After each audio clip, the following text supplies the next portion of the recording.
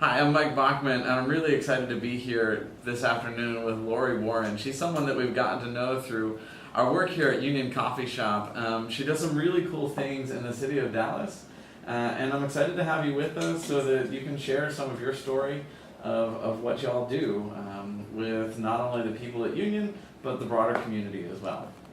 Yeah. So I'm curious, you work with an organization that's called Jesus Said Love. Yes. And can you just share a little bit about what that is? Yes, so Jesus Said Love started in Waco, Texas in 2002. And then in 2009, we were the first branch here in Dallas. Jesus Said Love basically reaches out to the adult entertainment business industry. And so we go into area strip clubs for the purpose of loving on them where they're at, and hopefully connecting them with resources with the church, and just resources, in the area in Dallas. Our purpose for going into clubs is just to love them where they're at, love them the way that Jesus would love them, and not there to interrupt business. We're not there to get any of the girls to quit, but we're just there to be a resource and hopefully just be able to really be the bridge that can unite the church and the industry together. We go every month to the clubs and just bring them good gifts. We try to bring really good gifts, and we'll bring a meal every month and just hang out with them in the dressing rooms and just talk as anyone else would talk, like we're talking right now, and build relationships. And then through those relationships, then we can build that trust, and then hopefully have relationships outside of the club. Well, we wear shirts that say Jesus loves strippers.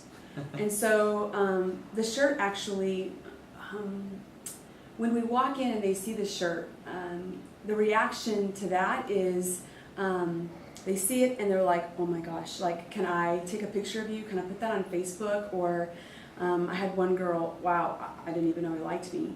Yeah. And so it's kind of like an easy, it lets all defenses kind of come down, I think, when they see the shirt. One of the clubs that we go to now, when we walked in for the first time to ask them if we could start coming and visiting the girls, we had just a numerous amount of leftover pies. We go into this club and hoping that the manager would let us kind of come in and feed them and stuff. And so we walked in, we have the shirts on, and I'm just kind of introducing myself, explaining to him who we are. And so he's asking me questions like, okay, well, how much are the pies? The pies are free. The pies are free. Okay, well, where did the pies come from? And I said, well, people from our church bake the pies. People on our volunteer team bake the pies. And this girl that was standing kind of behind the manager, she said, wait. People from your church baked pies for a strip club, for strippers. And I said, yes. And she's like, well, I've never heard of that before. And as soon as I said that, he was like, absolutely. Like, Yeah. bring in the pies. And so from there on, like, we've just had this continuing relationship with them. And so when we're in the clubs and in the dressing rooms, it's just continuing to build those relationships. And now, like, I guess we've been there for coming up on our second year at this particular club. We've helped a girl get into rehab. And then from that, the managers, there was 2 new managers that were there, heard about us helping this girl getting to rehab, and she hasn't been back to the club. And so they approached us saying, hey, we've got an employee that it's either I fire him or he has to, like, go to rehab, or because he's an alcoholic. And he's like, so can you guys help? We've heard what you guys did for so-and-so. And so through that, like, one of our guy drivers and my security team also had been through rehab and is a recovering addict, and so has walked him through detox and has been walking him through his recovery. And the guy's still working at the club, but Aaron, who's our security guy, he's still kind of in relationships with him in regards to just building relationships and not talking about the Lord, talking about church, talking about those things, but not doing it in like a judgmental way. Yeah. And what do you think are the things that contribute to that lead to, you know, one of the women who dances there responding with, I didn't even know that Jesus liked me. Yeah. You know, what does the church do that creates those boundaries? Yeah. Oh man. I think for one, like we, there's a lot of things. I think one, sometimes we don't even recognize, as if we're calling ourselves Christians, as believers, that maybe we don't even recognize our own sin. We don't recognize us as sinners. Yet, yes, we have the righteousness and of Christ, and like that, that's blanketed over us. Mm-hmm. But I don't know, like, if we fully grasp and understand us, is that, like, yes, our hearts are wicked, but I'm saved by grace. And so for me, kind of like what I always explain it, or I see it as, is like I'm kind of like a hot mess before the cross. Yeah. So like I'm a hot mess that's saved by grace, and for some reason the Lord in His mercy led me this way. I went this way, and the girls in the dance, this industry has gone this way, and I don't know the answers for that. But what I do know is that I'm a sinner, but the Lord has found me, and I have that grace that I can understand His love. And so I think often in that, one, like the church, many people in the church, there's just this self-righteousness that maybe we don't understand. Even, hey, I'm just as much as a sinner as anybody else. It sounds like some of what you're saying is that if people in the church owned what a hot mess all of us are, Yes.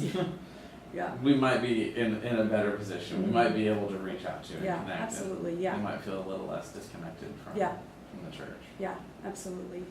So let's say someone who sees this little video we're putting together Yeah. is inspired by your work. What can they do to support you in your efforts? Awesome. Yeah, there's lots of ways. So one, you can go to our website, which is www.jesussaidlove.com. On there you can find out just different ways that you can serve. So we have 3 different ways. It's called the Go Team, the Love Team, and Connect Team. But you can fill out a volunteer request form on there and get plugged in. And so we have volunteer information meetings once a month.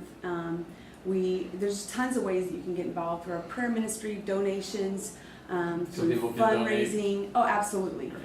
So we theme out our outreaches every single month, and so every month we're bringing gifts to the girls into the clubs, and we're bringing meals. So from hospitality team, that they'll bake and cook for the meals that we bring in. We do baby showers. We've done birthday parties for girls that have never had a birthday party before. And so there's different ways that people can get involved, from hospital visits to helping us take dancers to appointments if they don't have a car, help us connect them to resources. There's tons of ways that people can get involved.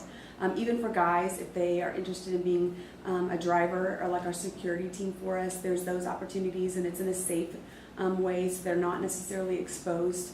Am I tough enough to be on the security team? Sure, absolutely. Thank you for humoring me. Absolutely. Excellent. Very good. Thank you so much for sharing some of your story. Thank you, and thanks for what you guys are doing too. Oh, we're thrilled to support you, and thrilled to provide Union Coffee for any of your events. Hey, and, we love coffee. The girls love coffee. So excited. Whatever we can do to help out, we're eager to do so.